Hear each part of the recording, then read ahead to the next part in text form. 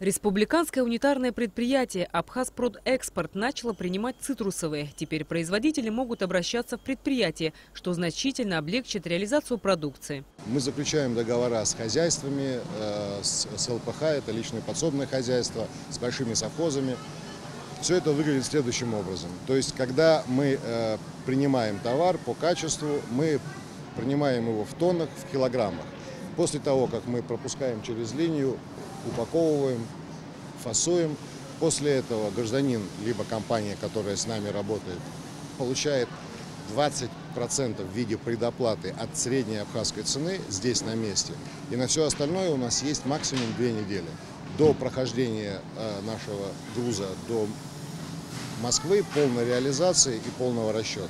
«Абхазпродэкспорт» создан при Министерстве сельского хозяйства. С открытием предприятия появились и новые рабочие места. Уже работает порядка 45 человек. По заработной плате сейчас идет только лишь процесс формирования, но это будет, я думаю, что заработная плата чуть выше средней по Абхазии. Наши мощности позволяют нам говорить о том, что мы можем переработать в сутки порядка 100-120 тонн. Это наш максимум. Ну и мы надеемся, что наши граждане, те, кто хотят реализовать свою продукцию, они воспользуются нашими услугами.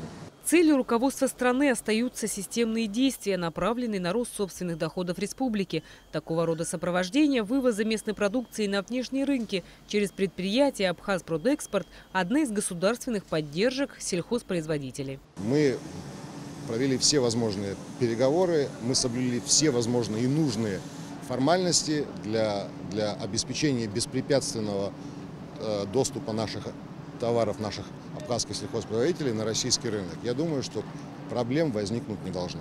К моменту прибытия главы государства на предприятие перебирали и фасовали мандарины, привезенные из всех районов Абхазии. Помимо самой ленты, президенту показали холодильные камеры для хранения местной сельхозпродукции. Есть часть людей, которые желают нам продать, и по мере возможности мы у них приобретаем. Какая сейчас побочная цена? Разная. Цена варьируется от 22 до 35 рублей. Я надеюсь на то, что первые шаги дадут положительный результат. И связано это с той темой, о которой мы говорили. Организации оформления грузов непосредственно здесь, на этой территории. Чтобы не было всей толчии, которая образовывается на границе с разгрузкой, погрузкой, лишними нервотрепками, которые возникают на этой стадии вывоза наших грузов.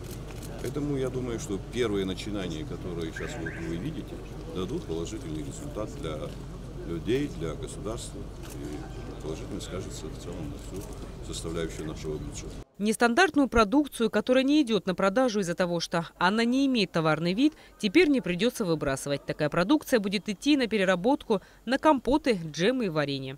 Рената Шакай, Тимур Гугохи, Абхазское телевидение.